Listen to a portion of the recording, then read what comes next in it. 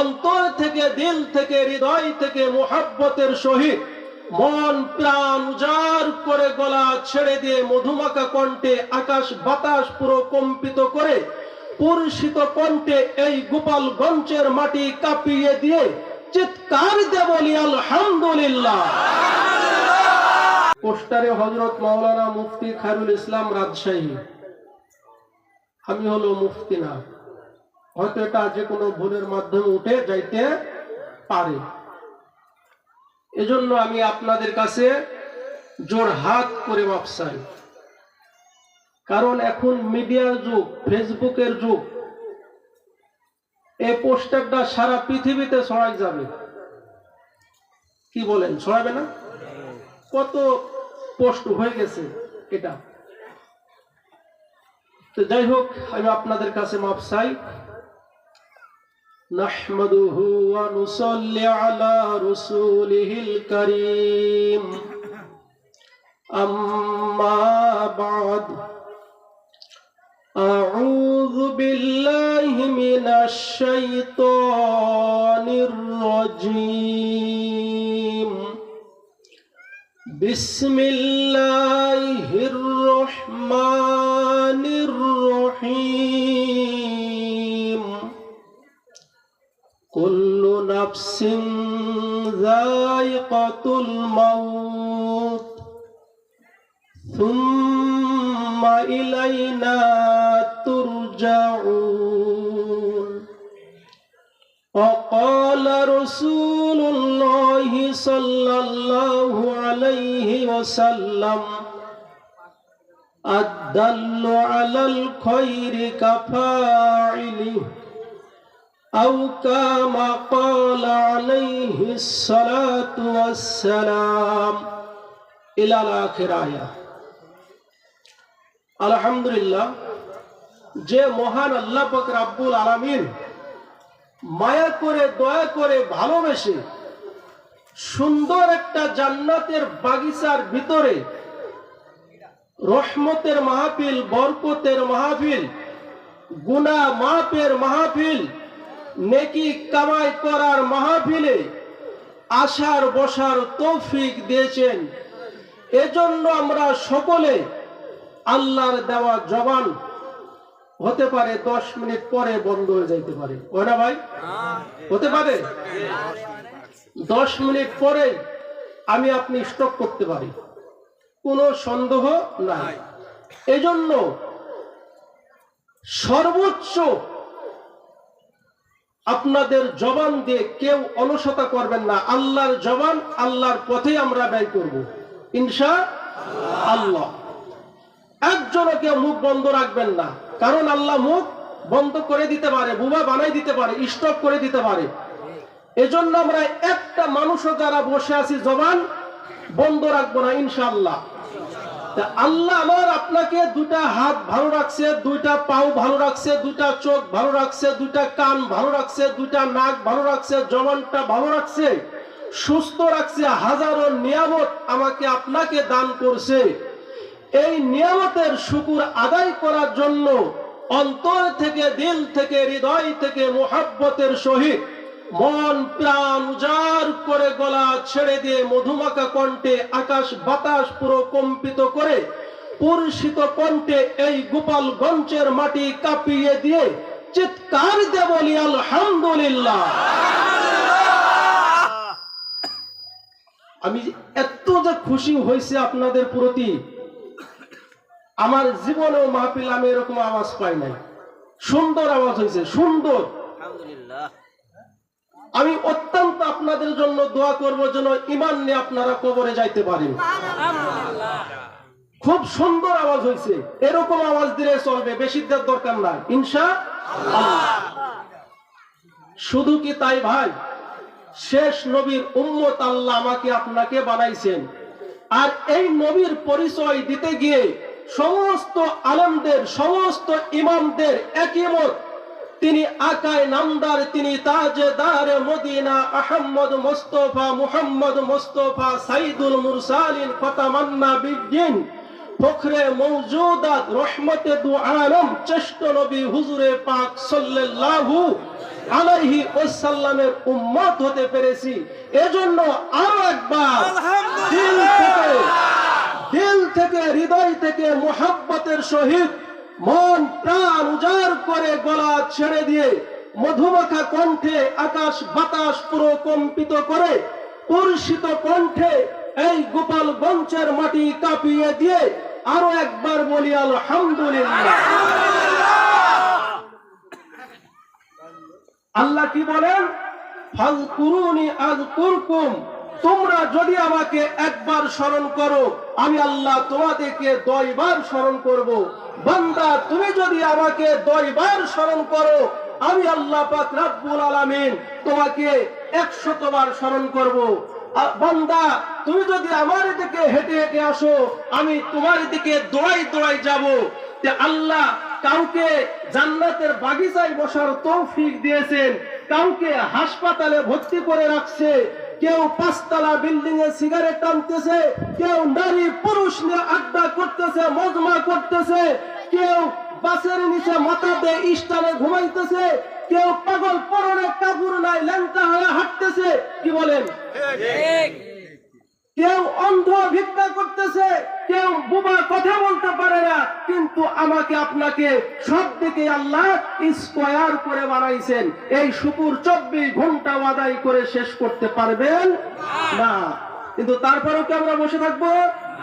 বসে থাকবো না। যতটুকু সম্ভব, যতটুকু আমাদের জবানে কুলায়, যতটুকু আমাদের দেহে কুলায়, যতটুকু শক্তি আছে এই এতটুকু শক্তি দিয়ে আল্লাহর প্রশংসা আল্লাহর শুকরিয়া আদায় করব। মহব্বতের সহিত একটু আল্লাহকে শুকর আদায় করার উদ্দেশ্যে একটু জিকির করি, লা ইলাহা ইল্লাল্লাহ, লা ইলাহা ইল্লাল্লাহ। কেউ জবান বন্ধ রাখবেন না। লা ইলাহা ইল্লাল্লাহ, লা ইলাহা ইল্লাল্লাহ, লা ইলাহা ইল্লাল্লাহ, লা ইলাহা ইল্লাল্লাহ। একসাথে সবাই আল্লাহ তোমার লীলা খেলা কেউ বুঝে কেউ বুঝে না, মাহবুব তোমার লীলা খেলা কেউ বুঝে কেউ বুঝে না। বুঝা যায় ভাই? আল্লাহর লীলা খেলা বুঝা যায়? একজন বিড়ি টানতেছে রাস্তা, আমি আপনি কোথায় বলছি? জান্নাতের বাগিচায়। কোথায় বলছি? তাহলে আল্লাহর লীলা খেলা বুঝা যায়? কত বড় আমার আপনার জীবনটা ধন্য হয়েছে একটু চিন্তা করছেন? বসি বাবা বসি। তাহলে আল্লাহর লীলা খেলা বুঝা যায় না, এজন্য আল্লাহরে মোহাব্বত করে একটু ডাকবো। আল্লাহ তোমার লীলা খেলা কেউ বুঝে কেউ বুঝে না, মাহবুব তোমার লীলা খেলা কেউ বুঝে কেউ বুঝে না। তুমি কাউকে রাখো কাসতালত মৌলা, কাউকে রাখো ভালা খানাই, তুমি কাউকে রাখো বাসতহলতে মৌলা, কাউকে রাখো দশতহলাই। আল্লাহ তোমার লীলা খেলা কেউ বুঝে কেউ বুঝে না, মাহবুব তোমার লীলা খেলা কেউ বুঝে কেউ বুঝে না। ইব্রাহিম তোমার নবী ছিল, নমরুদে আগুনে ফেললো। ইব্রাহিম তোমার নবী ছিল, নমরুদে আগুনে ফেললো। আগুন হইল ফুল বাগিচা, পশম কেন জ্বলল না? আগুন হইল ফুল বাগিচা, পশম কেন জ্বলল না? আল্লাহ তোমার লীলা খেলা কেউ বুঝে কেউ বুঝে না, মাহবুব তোমার নীলা খেলা কেউ বুঝে না। ইউনূস তোমার নবী ছিল, মাছেতে গিলিয়া ফেললো। ইউনূস তোমার নবী ছিল, মাছেতে গিলিয়া ফেললো। মাছের পেটে রহিলেন নবী, ওহু কেন হইল না? মাছের পেটে রহিলেন নবী, হজম কেন হইল না? আল্লাহ তোমার লীলা খেলা কেউ বুঝে না। মাহবুব তোমার লীলা খেলা কেউ বুঝে না। মূসা তোমার নবী ছিল, তোর পাহাড়ে সুয়াল করত। মূসা তোমার নবী ছিল, তোর পাহাড়ে সুয়াল করত। তোমার নূরে পাহাড় জ্বলল, মূসা কেন জ্বলল না? তোমার নূরে পাহাড় জ্বলল, মূসা কেন জ্বলল না? আল্লাহ তোমার লীলা খেলা কেউ বুঝে না। মাহবুব তোমার লীলা খেলা কেউ বুঝে না। লা ইলাহা ইল্লাল্লাহ, লা ইলাহা ইল্লাল্লাহ, লা ইলাহা ইল্লাল্লাহ। জয় জয় পুরো আল্লাহ জবান ব্যবহার করবেন। জয় লা ইলাহা ইল্লাল্লাহ, লা ইলাহা ইল্লাল্লাহ। আল্লাহ আল্লাহ আল্লাহ আল্লাহ আল্লাহ আল্লাহ আল্লাহ আল্লাহ আল্লাহ আল্লাহ আল্লাহ। জোরে জোরে আল্লাহ আল্লাহ আল্লাহ আল্লাহ আল্লাহ আল্লাহ আল্লাহ। লা ইলাহা ইল্লাল্লাহু মুহাম্মাদুর রাসূলুল্লাহ। সকলে সাল্লাল্লাহু। যখনই নবীর নাম আসবে তখন কি চুপ করে বসে থাকবো? কি বলতে হবে? বারে বারে একবার, যে কবার শুনবো ওই কয়বার বলবো। যখন সুবহানাল্লাহ বলতে বলবো, একবার বললেন না, বারে বারে বলবেন, বারে বারে বলবেন। মাশাআল্লাহ, জাযাকাল্লাহ, বারাকাল্লাহ। আসলে ভাই সবাই বুখারী, মুসলিম, তিরমিজি, আবু দাউদ এ বড় বড় হাদিস থেকে ওয়াজ করা সবাই বলে বুখারী।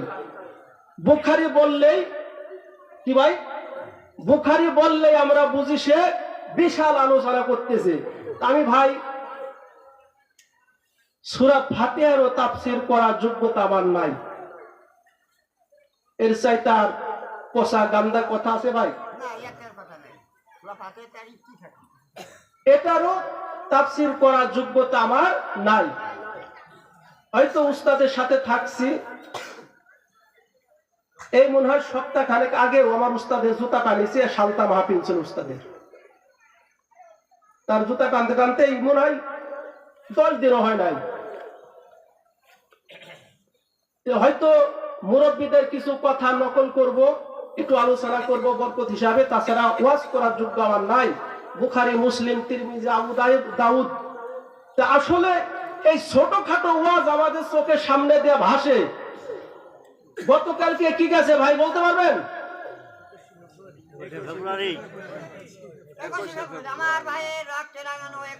21 ফেব্রুয়ারি। আমি রাত্রে গবেষণা করে দেখলাম ভাইরা, যে এরা যে ভাষা আন্দোলনের জন্য, দেশ স্বাধীন করার জন্য এরা জীবন দিয়ে বিপদে পড়ে গেছে। এটা আমি রাত্রে গবেষণা করে পাইলাম। এরা জীবন দিয়ে শহীদ হয়ে এরা বিপদে পড়ে গেছে। বিশ্বাস করেন? এর আগে আপনাদের বুঝার জন্য ছোট্ট একটা কথা কই, আমার উস্তাদের মুখ থেকে শোনা। আমার উস্তাদ বলতেছে, যে বাবারা, ভারত দেওবন্দ মাদ্রাসা থেকে কিছু ছাত্ররা শিক্ষা সফরে যাবে। শিক্ষা সফরে যাবে, দেওবন্দ মাদ্রাসাতে উস্তাদ ছিল, তিনি কি করলেন, এরকম একটা সাদা কাগজে আঙ্গুল দিয়ে এরকম দুটা গুল্লা দিয়ে কয় বাবারা দেখবা যে অমুক একটা পাগল আছে, পাগলটা সালাম দিবা, দিয়ে চিঠিটা হাতে দিবা, খবরদার কিন্তু বেয়াদবি করো না। পাগল কিন্তু ল্যাংটা, গায়ে পোশাক নাই, একবারে জন্মদিনের পোশাক পরা, চোখ দিয়ে কেতর কুতুর বাইরে আছে, গাল দিয়ে সেবলা বাইরে গেছে, কিন্তু তার সাথে বেয়াদবি করো না। একটু পানি হলে ভালো হয়। ওই চিঠিটা নিয়ে ওই গেছে কার কাছে? ওই পাগলের কাছে। শিক্ষা সফরে যাওয়ার পথে দেখে যে রাস্তায় ঘুরতেছে, চিঠিটা হাতে নিয়ে এরকম পাগল আবার তার অপর পৃষ্ঠে আবার চিঠি এরকম আঙ্গুল দিয়ে গুল্লা দিছে, দেখো তোমার উস্তাদরে দেওগা। এখন ছাত্ররা চিন্তা করে আমার উস্তাদের চিঠিতে কি লেখলো আর এই পাগল চিঠিতে কি লেখলো, পাগলে কেন সুবহানাল্লাহ বললো আর আমার উস্তাদে কি লেখলো। তো যাই হোক,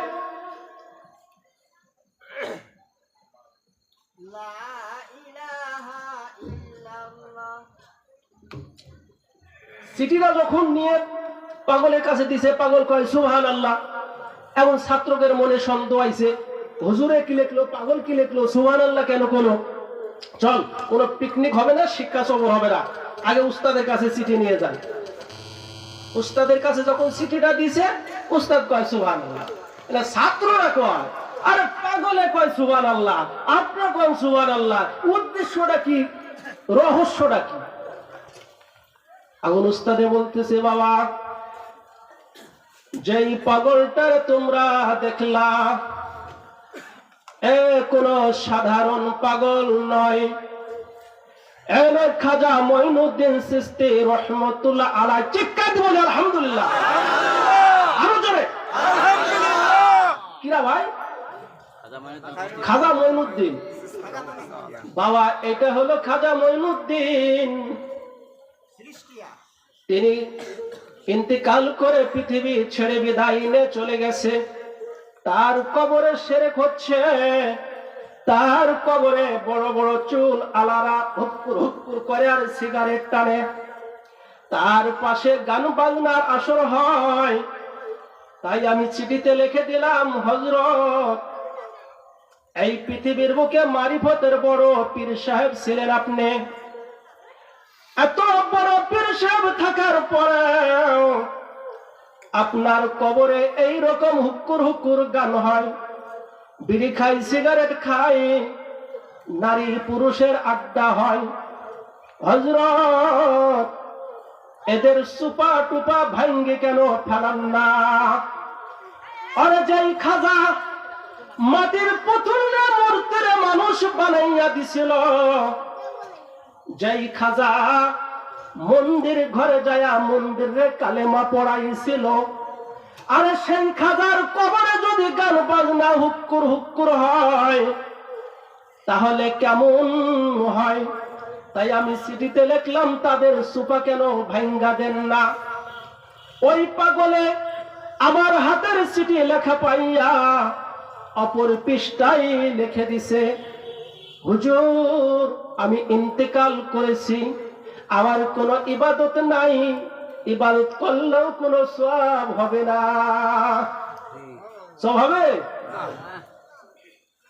আমি ইবাদত করলেও কোনো সওয়াব হবে না, অতএব আমি পৃথিবী ছেড়ে চলে আসছি। এই সমস্ত কালেমার দায়িত্ব আর শিরকি দায়িত্ব, গুনার দায়িত্ব কাগের? দাওয়াত দেওয়ার দায়িত্ব আপনাদের, আপনারা বেঁচে আছেন। আর আমার মাঝারে কবরে যদি কোন যুবক যুবতী জিনাও করে থাকে, আমি খাজা মঈনুদ্দিন আমি নিষেধ করব না, এটা আমার কোন দায়িত্ব না। এই দায়িত্ব হলো আপনাদের, যারা বেঁচে আছেন তাদের। আপনারা কি করবেন? দাওয়াত দিবেন। এই পাগলের লেখা দেখি আমি বললাম সুবহানাল্লাহ। এবার ছাত্ররা বুঝে গেছে। তাহলে এগুলো তো বুঝছেন, এইবার বুঝতে সহজ হবে যারা শহীদ হয়েছে এই ভাষার জন্য, দেশ রক্ষা করার জন্য, যারা শহীদ হয়েছে তারা বিপদে পড়ে গেছে কবরে যায় শহীদ হয়া। কারণ এই শহীদদের কালকে শুধু দেখলাম খালি হলুদ শাড়ি, খালি হলুদ শাড়ি, আপনারা দেখছেন খালি হলুদ শাড়ি। ভাই রাস্তায় হাঁটতে পারি নাই। পাবনা ঈশ্বরদী আপনারা হয়তো গেছেন কিনা জানি না, ঈশ্বরদী হলো রেলগেটের কাছে দাঁড়ায় আছি, একটা বাস ভরা সেমনি এরকম করতেছে বাসের মধ্যে থেকে। নাটোর থানায় নাটোর লালপুর থানাটা পার্ক হয়েছে, শহীদ মিনারে ফুল দিবা যাচ্ছে। একটা কবিতা মনে পড়ে গেল, বলবো সবাই? আমার কথা কি ভালো লাগছে? আলহামদুলিল্লাহ। আমার কথা যে 2-4 জনের কাছে ভালো লাগতেছে, এই জন্য আমি খুব খুশি হয়েছি। এটা আল্লাহর আমি শুকরিয়া আদায় করি। একটা কবিতাটা আগে বলি, তারপরে ওই ঘটনায় যাই। আর দিও না মেয়েদেরকে ল্যাংটা পোশাক কিনে, যা দেখিলে আগুন জ্বলে পুরুষের মনে। সোস পায়জামা পাতলা কামিজ শরীর দেখা যায়, বোতাম সারা জ্যাকেট পরে ওলনা গায়ে না লাগায়। মাথার চুলে শ্যাম্পু দিয়া করে খেরের পালা, ওরে দম ধরিয়া চলে নারী রাস্তা করে উজালা। কপালেতে টিপ লাগায়া ঠোঁটে মুখে রং, হেলে দুলে চলে নারী সারের মতন। রাস্তাঘাটে দোকান পাটে মহিলাদের মেলা, যানবাহনে চড়তে গেলে গায়ে লাগে ঠেলা। অনেকে আবার বয়স্ক নিয়ে স্কুল কলেজে পড়ায়, বাড়ি থেকে নেমে তারা লেডিস হয়ে যায়। লেডিস শুধু একা জানা জন্ডি যায় সাথে, প্রেমের আলাপ করে তারা রাস্তার মাঝে গিয়ে। মুখেতে কয় না কথা, শুধু বক্কের ইশারায়। যাবার সময় পুরুষদেরকে দাওয়াত দিয়া যায়, ধরা পড়লে দোষ চাপে সব যুবকদেরই ঘরে। যারা গিয়ে দাওয়াত দিল তারা গেল এড়ে, ছেলেরা 1000 টাকা জরিমানা, 100 জুতার বাড়ি। টাকা যা সব হজম হয়ে মাতব্বরের পেটে, এই তো চলছে বিচার আচার আমাদের সমাজে। উচিত ছিল মেয়েটাকেও 400 জুতা দেওয়া, কোন সাহসে ইচ্ছা করে গিয়ে দিল ধরা। তারপরে তেও মা বাবাকেও 800 জুতা দেওয়া, কোন সাহসে ইচ্ছা করে ছাড়লো এই যুবতী নারী। আজকাল কির মাইয়া গনে ভুরকা পরে বটে, চিংড়ি মাছের মতো তারা ছাট পারে আর হাটে। ভুরকা যদি নাও থাকে, আজকাল কির মাইয়া গনে ভুরকা পরে বটে, চিংড়ি মাছের মতো তারা ছাট পারে আর হাটে। ভুরকা পরছো ভালো করছো, ভুরকার ইজ্জত রাখো, নিচের দিকে তাকায়া রাস্তা দিয়া হাঁটো। ভুরকা যদি নাও থাকে চাদর দিয়া গাই, নিচের দিকে তাকায়া রাস্তা দিয়া হাঁটো রে সবাই। যাও সখী যাও, ফরমাইয়াছেন নবী দোজাহান, মেয়ে লোক জান্নাতে যাবে 4টি তাদের কাম। 5 ওয়াক্ত পড়বে নামাজ, রমজান মাসে রোজা, সতী তোরা খেইবে নারী পর্দায় থাকিয়া। যাও সখী যাও বেহেশতপুরে তোমায় নিতে হুরমালা, রাস্তায় রাস্তায় দাঁড়িয়ে আছে হাতে নিয়ে ফুলমালা। মানুষের মতো মানুষ হইলে অল্প কথাই বুঝে, কসুর মতো কসু হইলে অল্প জালে সিজে। কথা ঠিক কিনা? যা বললাম কথাগুলো কি খারাপ? বর্তমান চলছে না ভাই? আর সবাই বুখারী মুসলিম শরীফের ওয়াজ, বর্তমান ছোটখাটো ওয়াজে আমরা যে গুনাহ থেকে বাঁচতে পারতেছি না, এই ওয়াজগুলা কেউ করে না ভাই।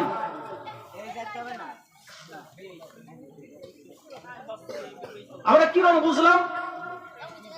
এক ব্যক্তি কানে শুনে না শ্বশুর বাড়ি বেড়াইতে যাবে, সবাই 30টা আমার দিকে দেন ভাই, আমি আজীবন তো আপনাদের কাছে আসবো না ভাই, হয়তো গাড়িতে মরেও যাওয়ার পারি, বাড়ি বলতো নাও বুঝতে পারি ভাই, শুধু যায় ছেলে মেয়েদের কাছে বলবো ওখানে গেছিলাম কত সুন্দর লোকগুলা বসেছিল, এটাই ছেলে মেয়ের কাছে বলতে পারবো ভাই।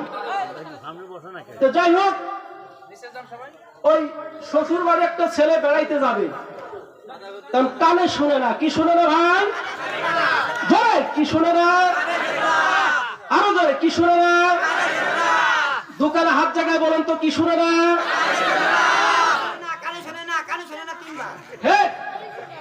আরে হাতটা কেন উঠাইলাম এটা তো আপনারা বুঝেন নাই, ঘুমের ঝিমটি আসবে এই কারণে ঘুমের ঝিমটি ভেঙে দিলাম। ওই ব্যক্তি কানে শুনে না, তার মায়ে বলতেছে বাবা তুমি যে শ্বশুর বাড়ি যাচ্ছ, তোমার শ্বশুর অসুস্থ, আর যদি কয় বাবা কেমন আছো, তুমি তো কবা কেমন আইলাম, তাহলে অটোমেটিক আমি তোমাদের 4টা কথা শিখাই দিই, তুমি খালি শ্বশুর বাড়ি যাও 4টা কথার জবাব দিবা, তাইলে ফাইনাল, আর বাড়াবাড়ির দরকার নাই। যাই হোক, মিষ্টি টিষ্টি কিনে, শ্বশুর অসুস্থ, ধরেন গোপালগঞ্জ মার্কেটে যা দামি দামি ফল রসমালাই কিনে নিয়ে ব্যাগ ভরি নিয়ে গেছে, যা দেখে শ্বশুর কোয়াইতেছে, আছে না ভাই এরকম, জামাই তো দূরে থেকে সালাম দিছে, আসসালামু আলাইকুম আব্বা কেমন আছেন, বাজান রে, ওরে বাজান আমি মরি যাইতেছি, আরে ওর মা শিখা দিছিল তোমার শ্বশুর যাই কবা তুমি খালি শুকরা দেখো যে আলহামদুলিল্লাহ, এখন যাই যখনই কইছে আব্বা কেমন আছেন, ওকে বাজান মরি যাইতেছি, আলহামদুলিল্লাহ, শুকুর আদায় করেছে কেডা, জামাই শুকুর আদায় করেছে। এখন শ্বশুর একটু অসন্তুষ্ট হয়েছে না ভাই, যে সারা আমি যাইতেছি ময়ূরী আর জামাই শুকুর আদায় করে, ও জুতা খালি খুঁজে তালুমালু করে জুতা খুঁজে যে আজকে সাইজ করবো জামাইরে, কিছুক্ষণ পরে কইতেছে আব্বা শরীরে কি অবস্থা, অবস্থাটা কি কি খাইতেছেন, গরুর গোশ, ইলিশ মাছ, রুই, দুধ, ফল, আপেল, কমলা, রসগোল্লা, দানাদার কি খান, খাইতেছি বিষ, ও আলহামদুলিল্লাহ খুব ভালো জিনিস, কি বলে ভাই, তো খাইতেছি বিষ আর জামাই কইতেছে আলহামদুলিল্লাহ খুব ভালো জিনিস, শুকর আদায় করেছে, আগের চাইতে শ্বশুর আরেকটু কি খুশি হয়েছে, আরো বেজার হয়েছে, এখন মুগুর খুঁজতেছে, এখন জুতা খুঁজতেছে, তারপরে কি করেছে কয়াব্বা চিকিৎসা করতেছে কোন ডাক্তার, ঢাকা কি দিল মোহাম্মদ, আসলে আমাদের বাংলাদেশের কপাল খারাপ, বাংলাদেশে ভালো কিছু আবিষ্কার হইলেই কেস করে দেয়, লাস্টে আরো বাঁচতে পারে না, বিদেশ পলাই যায়, কি কথা ঠিক ভাই, এই বাংলাদেশে একটা ডাক্তার আছে কিসের দিল মোহাম্মদের খাবার দিলেও খুঁজে পাওয়া যাবে না, এই দিল মোহাম্মদের যদি মনে থাকে তাহলে পরে কইতেছি, আপনাদের কে চিকিৎসা করতেছি, উনি রাগে মানে ভুলে গেছে গুম গুম করি, এরকম মুখ মুখ লাল করে বলতেছে চিকিৎসা করতে আসছি, আর আলহামদুলিল্লাহ খুব ভালো ডাক্তার, একবার চিকিৎসা করে দিতে পারবে লাগলো, একবার যদি চিকিৎসা করে দ্বিতীয়বার চিকিৎসা করা লাগে না, কি বলেন, দ্বিতীয়বার করা লাগে, কোন সময় বুঝে আসবে, আরেকটা উদাহরণ দিলে আরো বুঝে আসবে, দেব, স্বামী স্ত্রী কিছুদিন ভাইরাল হয়েছে, স্বামী আর স্ত্রী বানাইছে কোন মিস্ত্রি, এরকম হয়েছিল না ভাই, হয়েছে, এই স্বামী স্ত্রী স্বামীতে বলতেছে যে আজকে বড় বড় কই মাছ কিনে নিয়ে আসবো। কি মাছ? বড় বড় কই মাছ নিয়ে আসবো। ভাই আমি যে গল্পগুলো করতেছি ভাই, এটি ভারতবর্ষের বিখ্যাত আলেমের কিতাবের লেখা আমি বলতেছি, আমি কিন্তু বানানো গল্প বলতেছি না ভাই। আরশাদ আলীর নাম শুনছেন? আরশাদ আলী রহমতুল্লাহ নাম শুনছেন? এই আরশাদ আলী রহমতুল্লাহ লেখা কিতাবের থেকে আমি এই গল্পগুলো বলতেছি। স্বামী স্ত্রী 5টা মাছ নিয়েছে, স্বামীতে নিয়ে ঢক করে ভাজবার বলছে। ভাজার পরে এক জায়গায় বসে বসে বলতেছে, বিবি দেখ রে, আমি সারাদিন রোদের মধ্যে পুরি, পাট নিরাই, ধান নিরাই, মাথার ঘাম পায়ে করে করে আমি ফেরি করি, তাহলে আমি আজকে 3টা খাই রে, তুই 2টা খা। স্ত্রী বলতেছে, স্বামী দেখো, তুমি তোমার বন্ধুর বাড়ি যা মোরগের রান, রোস রোস রোস, আরে গতকালকে এরকম বড়টা রোস খাইছে ভাই এক বিয়ের অনুষ্ঠানে। তো তুমি যে পরের বাড়ি যা যে রোস গুলা খাও, মরমর করে চাপ মারো, আমি তো পাই না, আমি তো বাসায় থাকি, কিরা দিবে? তাইলে আমি আজকে 3টা খাই, তুমি খাও আজকে 2টা। বেকায়দায় পড়ে গেছে। যুক্তি তো ভাই সবার ঠিক আছে। আসলে তো স্বামী স্ত্রীর মহব্বত থাকতে হবে। আমি বাজারে একটা পান খাইলাম, একটা চা খাইলাম, তাহলে আমার স্ত্রীর জন্য 2টা সিঙ্গারা আমি নিয়ে যাব না? এটাই তো মহব্বত। এটা স্ত্রীর বলা লাগবে কেন? হয়তো কিনা 200 লোক হবে, আমি 100-র ভিতরে 100% গ্যারান্টি দিয়ে বলে গেলাম যে আমার স্ত্রী আমার মনে হয় জান্নাতি। কারণ আমার স্ত্রীর প্রতি আমার সর্বসময় নেক দোয়া আছে। আর আমার স্ত্রীকেও যদি কেউ জিজ্ঞাসা করে যে ওই যে পাগল ছাগল বলদ সুদা যে চলে, আমার এক নামে সবাই বলদ জানে আমার দেশে সবাই। কারণ আমার বন্ধুরা আজকে কোটিপতি, আমি বলদ থাকার কারণে আমার শোয়ার জায়গা নাই। হয়তো আমার বাসায় না গেলে আপনারা বুঝতে পারবেন না। শুধু এই সতের পথে ভোগীযোগী আমি পছন্দ করি নাই, একমাত্র ছোট থেকে বলদই থেকে গেলাম। তো এখন কি বলতেছিলাম যে আমার স্ত্রী জিজ্ঞাসা করলে বলে না আমার স্বামীর মতো স্বামী হয় না, তাহলে এটা আমাদের ভিতরে একটা মহব্বত আছে। সেজন্য আপনারা সবাই আগামী কালকে থেকে যারাই বাজারে যাবেন, পান খাবেন, চা খাবেন, কিছু না কিছু নিয়ে যাবেন, মনে থাকবে ভাই? ইনশাআল্লাহ বলেন, জোরে দুখানা হাত তুলে বলেন ইনশাআল্লাহ। সবাই হাত তুলে নাই, জোরে ইনশাআল্লাহ।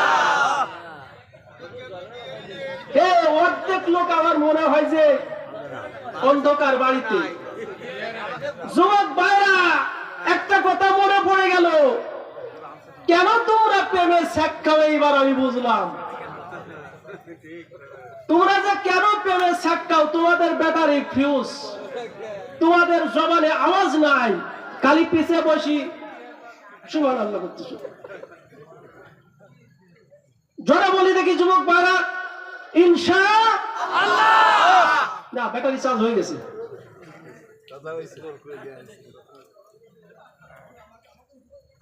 গল্প তো আবার পড়ে যাচ্ছি। প্রকৃত গতকালকে যা দেখছিলাম, এই দেখে আমি একটা গান সংগ্রহ করেছি, এটা আগে বলিনি। তারপরে ওয়াজ আপনারা শুনেন ভাই, ওয়াজ আপনারা সারাদিন শুনতে পাবেন ইনশাআল্লাহ। যুবক ভাইরা, কালকে যা দেখছি ঠিক এটাই আমি হুবাহুব সংগ্রহ করছি, আমার লেখা না। প্রেমিক প্রেমিকা দেখো কত যে বুকা, একে অপরে ওরা খাচ্ছে ধোঁকা। কথা ঠিক কিনা? জোরে কথা ঠিক কিনা? প্রেমিক প্রেমিকা দেখো কত যে বুকা, একে অপরে ওরা খাচ্ছে ধোঁকা।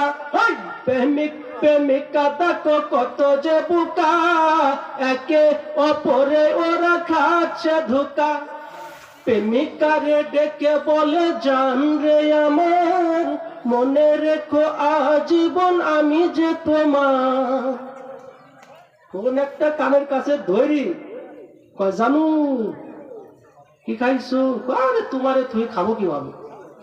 অথচ তোর মা যে 2 মাস হলে তার মা যে বিছানায় পড়ে আছে ওষুধ কেনার জন্য, একটা ওষুধ কিনে দেয় না কপাল পোড়া। প্রেমিকারে ডেকে বলে জান রে আমার, মনে রেখো আজীবন আমি যে তোমার। প্রেমিকারে ডেকে বলে জান রে আমার, মনে রেখো আমি যে সারা, মনে রেখো আজীবন আমি যে তোমার। এই বলে ভাবে তার খেয়েছি মাতা, 5টা মেয়ের সাথে বলছে কথা। এই বলে ভাবে তারে খেয়েছি মাতা, 5টা মেয়ের সাথে বলছে কথা। কিল্লাফতে ঘটে যায় প্রেমিক যখন জেনে যায়, কিল্লাফতে ঘটে যায় প্রেমিক যখন জেনে যায়। প্রেমিকারে ওদিকে আসে যে ছোটা, কি বলেন, ও প্রেমিকারে ওদিক ছোটা আছে, আবার ও যুবকেরও ছোটা আছে। এই তো চলছে আমাদের দেশে ভাই। না সময় কম, আসল কথার দিকে যাই। বলতেছিলাম কি ভাই, ওই মাছ কিনার পরে বউরে বলছে ভাস, ভাজার পরে এবার খাবার বইছে, বইসে এখন ভাগ। আর কোন সংক্ষেপে করে দিচ্ছি, কোন মতে ক্লিয়ার হচ্ছে না, না হলে কি করবে, কয় দ্বারা বুদ্ধি একটা আছে। আজকে আমরা স্বামী স্ত্রী আমরা ঘুমাই থাকবো, ঘুমাই থাকার পরে যে আগে কথা কবে তার ভাগে 2টা, আর যে কথা কবে না তার ভাগে 3টা। তার রাত্রে ঘুমাইছে, ঘুমাইলে রাত্রে যখন ঘুমাইছে, ঘুম আসলে তো ফজরের নামাজ পার হয়ে গেছে, সকাল 10টা 12টা বাজে গেছে, ঘুম ভাঙে না কারো। এরই মধ্যে ওই বোর ভাই আইছে, বোর ভাই এসে ডাক দেয়, দিদি দিদি, দিদি দরজা খোল। আনতে দিত কেল্লা ফতে, বনাই কেল্লা ফতে, একজনের পাশার সাথে আর একজনের পাশা লাগায়, কেল্লা ফতে দিয়ে 2জন 2 দিক মুখ দিয়ে ঘুমাই আছে। এদিক কই মাছ কইছি বুকলা উঠে গেছে, আর দিদি তো ডাক দিছে, দিদি উঠে না, বনায় উঠে না। আর ওই শালা করছে কি, এলাকার লোকজন ডাক দিছে যে আমার বনাইও শেষ, দিদিও শেষ, চিতাই নিতে হবে, আপনারা চলে আসেন সবাই, চিতাই নিতে হবে, বুঝাইতে হবে। এই তো আঙ্কেল বুঝি ফেলাইছে, চিতাই যখন নিবে, নেওয়ার পরে চিতাই উঠাইছে, চিতাই উঠানোর পরে এবার মশালে আগুন দেখো ঘুরে ঘুরতে ঘুরতে যখন মুখের কাছে আগুন নিয়ে যাবে, এখন ওই স্বামীতে কয়, ওরে মাগি তুই 3টা খা, আমি 2টা খাই। এই কথা কয় আর স্বামীতে দৌড় দিছে একদিকে, বউ দিছে দৌড় দিকে আর একদিকে। ওই যে সীতাই নিয়ে গেছে, ওরা লোক ছিল 5 জন। কয়জন? 5 জন। আর এই 5 জন মনে করে যে সারা রাত ভূত হয়ে গেছে, এই আমাকে 5 জন তো এরা খাবে লাভে, বউতে খাবে 3টা আর স্বামীতে খাবে 2টা। এই 5 জন আবার তার আগুন টাগুন মশাল টোশাল লাশ থুয়ে তো, আর এ ডাকে যে ভাই শুনো, ভাই শুনো, আমরা মরি নাই। ও কি শুনে, ও তো ভাঙ্গি তো, কয় তার একটা লাল চা খাবো, একটু শোন। কয় কিসের লাল চা? শ্মশানে কইছিস না চিতাই যে খাই ফেলাবো। বিশাল দৌড়, তা দৌড় দিলে লাশ পর্যন্ত কোন সমাধান যখন হয় নাই, তখন এলো চলে আসতে হলো আপনার একটা নাপিতের সাথে দেখা। নাপিতের বুদ্ধি বেশি ভাই, নাপিতের বুদ্ধি বেশি। এই নাপিত কইছে যে ভাই কি হয়েছে? কয় ভাই এই এই ঘটনা, কয়টা আমি মীমাংসা করে দিচ্ছি। নাপিত মীমাংসা করে দিছি।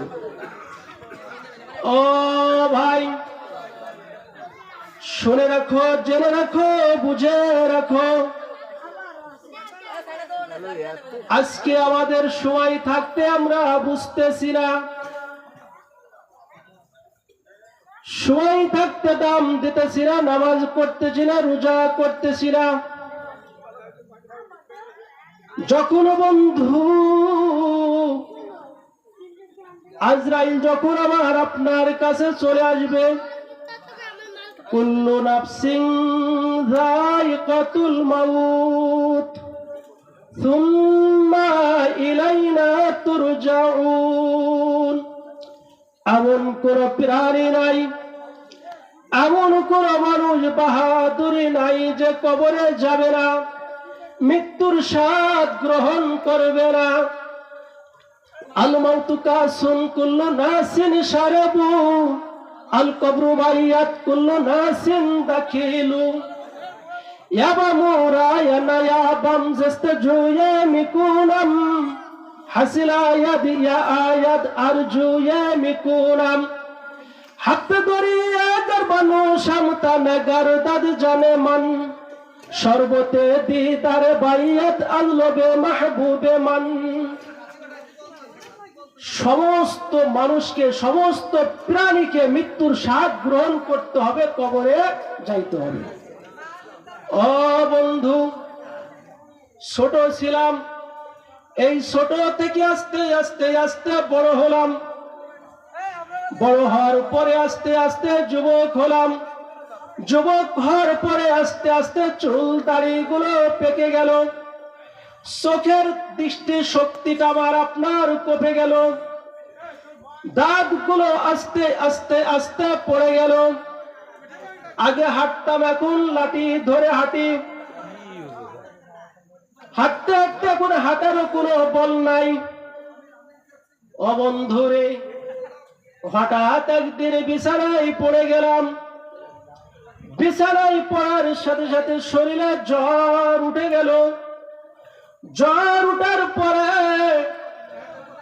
ছেলে মেয়ে পা টিপে মাথা টিপে বাতাই দেয়, ওষুধগুলো খাই বিছানায়, খাই বিছানায়, প্রসাব করি আর শক্তি নাই। এখন বিছানায় সব কিছু করা লাগে। হঠাৎ করে জানটা গভীর রাতে বের হয়ে চলে গেছে।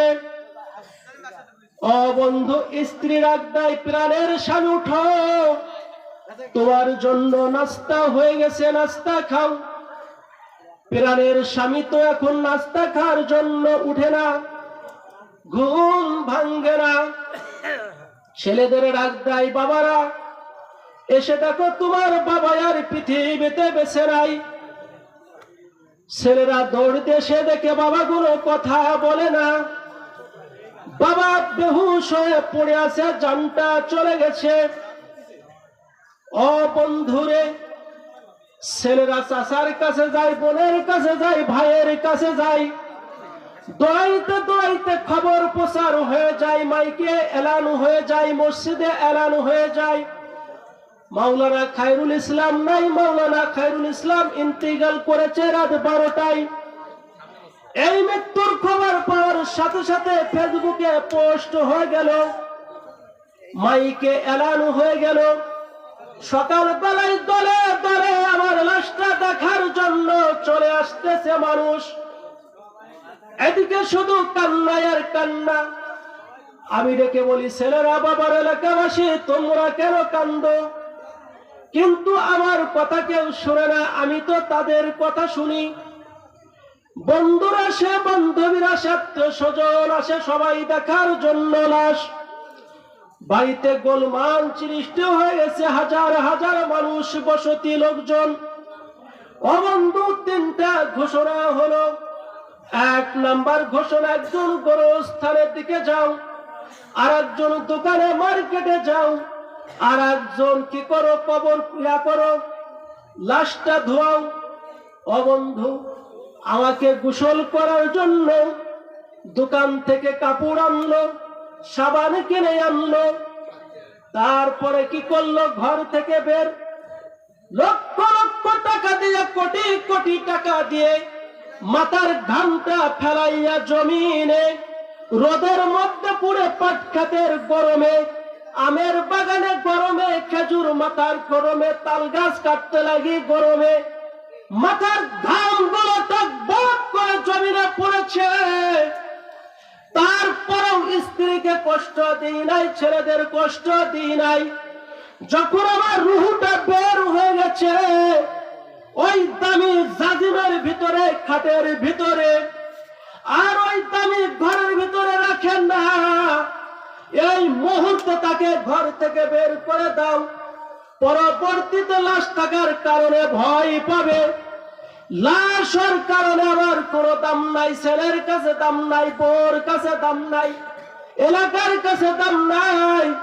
যেই ছেলে মাঠে থেকে আসার সাথে সাথে, অফিস থেকে আসার সাথে সাথে দৌড় দিয়ে চলে আসে, বুকে জড়াই ধরে, সময় দেয়, আব্বু কি নিয়ে আসছো?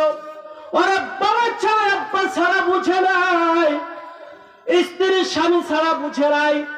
আজকে মরণের কারণে, রুহটা বের হওয়ার কারণে স্ত্রীর কাছে আমার কোনো দাম নাই, ছেলের কাছে আমার কোনো দাম নাই। আমার ঘর, আমার বাড়ি, আমার জাজিম, আমার বিছানার চাদর, সেই ঘরে আমার কোনো দাম নাই। সেই বিছানার চাদরে আমাকে আর শুইতে দিবে না, সেই জাজিমের উপরে আমাকে আর রাখবে না। দোকানে হাত ধরে, দোকানে পা ধরে, ঘরের দরজা দিয়ে হেসরাই মেসরাই টানতে টানতে ঘর থেকে বের করে খোলা আসমানের নিচে, খোলা আসমানের নিচে আর সোফা সেটে ঘুমাইতাম। আর সেই মাওলানা খায়রুল ইসলাম এখন একটা হুগলার উপরে, মাথার নিচে কোনো পালিশ নাই, চিৎ করে শোয়াই রাখছে, মাছিগুলো ব্যান ব্যান করতেছে।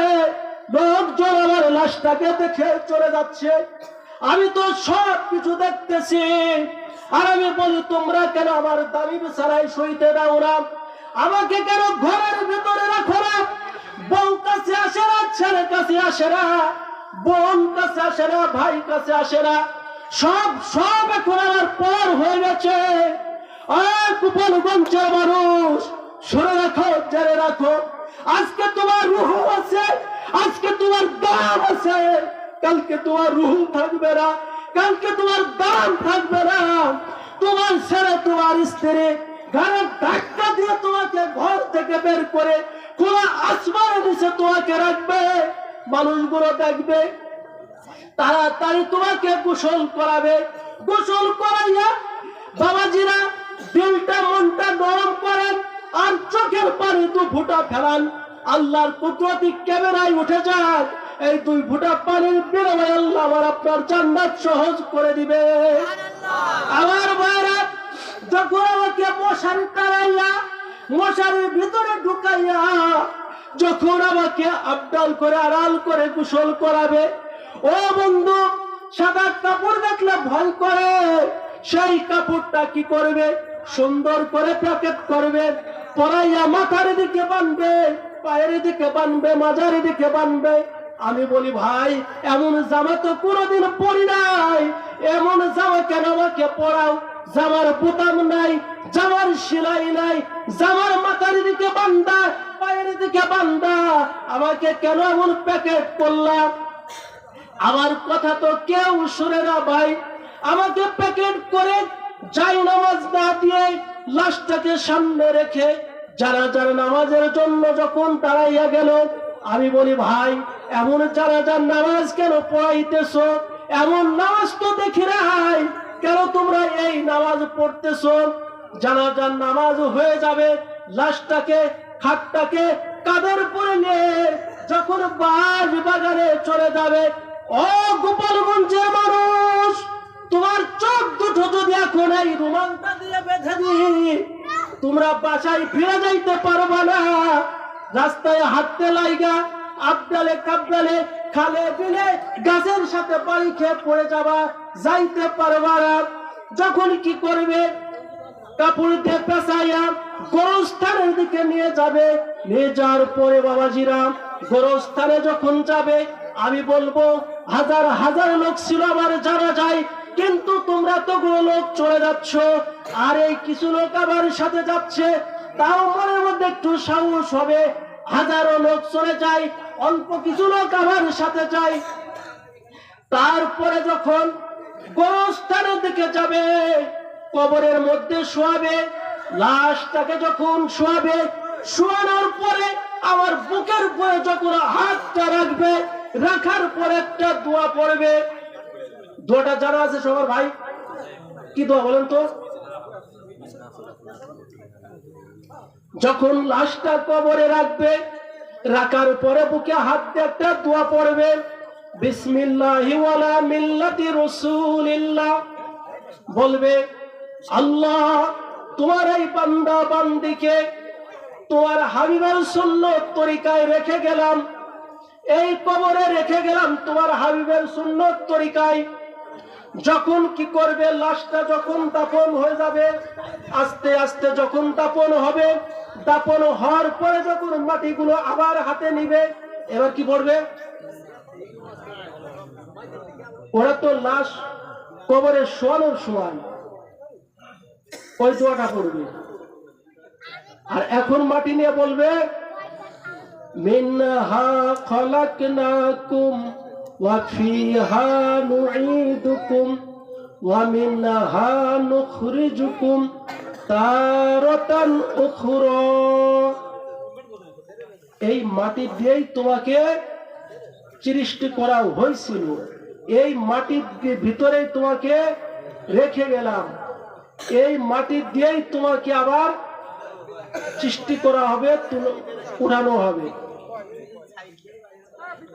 ও বন্ধুরে, যখন আমাকে আপনাকে কবরের মধ্যে শোয়াবে, শোয়ার পরে যখন কবরে দোয়াটা পড়ে মাটি দিবে, মাটি দেওয়ার পরে সমস্ত মানুষগুলো চলে যাবে। ইমাম গাজ্জালী রাহমাতুল্লাহ একটা কিতাবের ভিতরে দেখলাম বাবাজিরা আপন মাকে কবরে রাখার পরে সে কেমন করে থাকে, কলিজার সন্তানকে কবরে রাখার পরে কেমন করে থাকে। ফেরেশতারা ওই কবরের মাটি নেয়, নিয়ে একটা দোয়া পড়ে, দোয়া পড়ার পরে এমন করে ছিটাইয়া দেয় সমস্ত কবরবাসী যারা যে লাশের কাছে থাকে।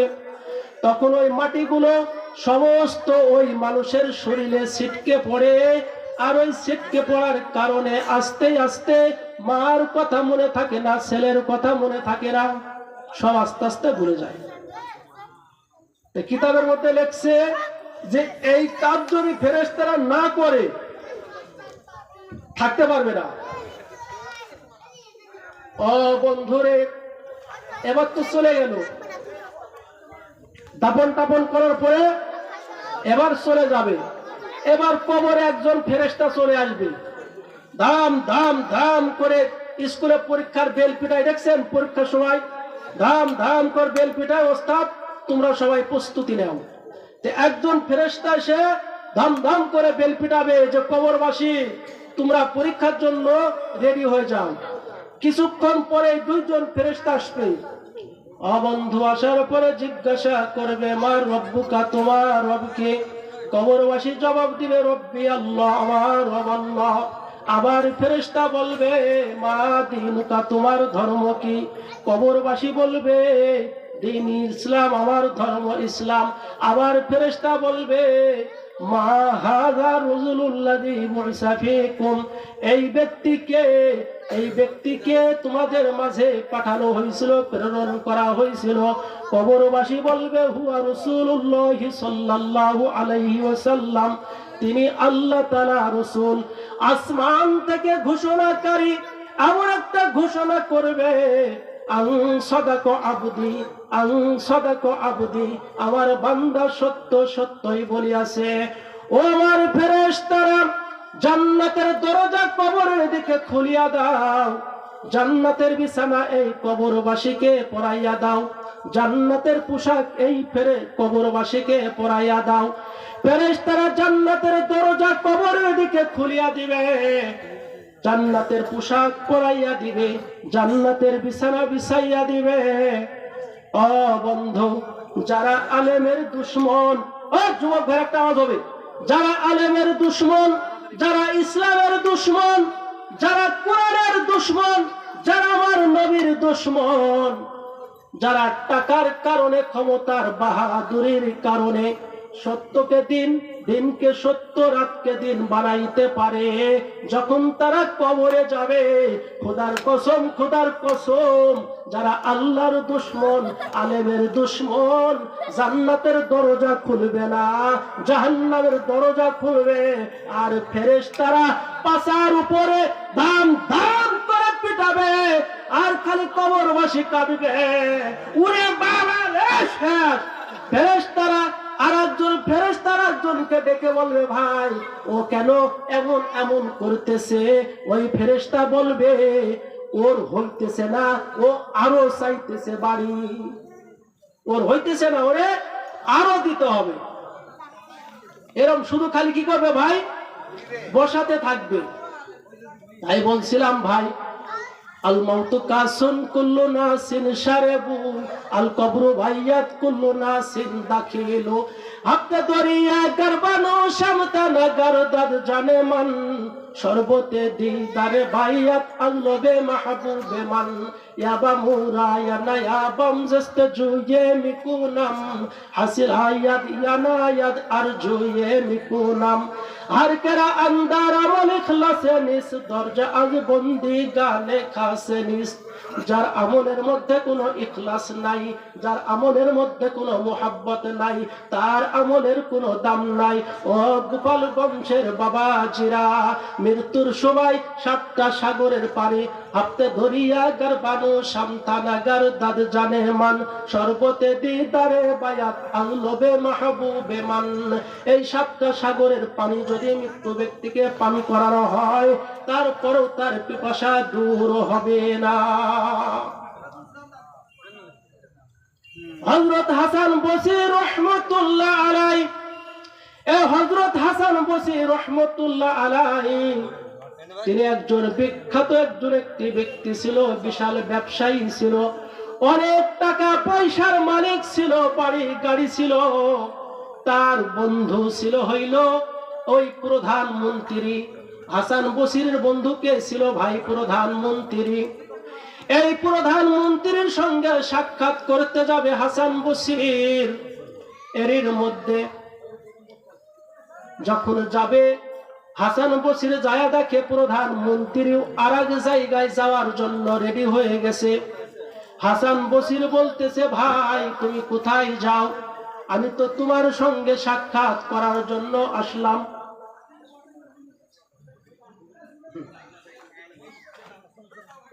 তো সংক্ষেপে করে দিলাম যে এই বলার পরে হাসান বসরি রহমতুল্লাহ তিনি কি করলেন? যাচ্ছে। বলতেছে, বন্ধু আমি আসলাম তোমার কাছে, তুমি চলে যাচ্ছ। কয় দোস্ত, দুজন ভালো হয়েছে, একটা বিশাল প্রোগ্রাম চলে যায়, সেখানে প্রোগ্রাম। হাসান বসরির প্রধানমন্ত্রী দুজনে রওনা হয়েছে। রওনা হওয়ার পরে একটা বিশাল মাঠ, ভাই বিশাল মাঠের ভিতরে একটা তাবু আছে। তাবুর মধ্যে একটা লাশের মতো কি যেন ঢাকা আছে। এবার ছোট্ট ছোট মেয়েরা ওই তাবুর পাইডে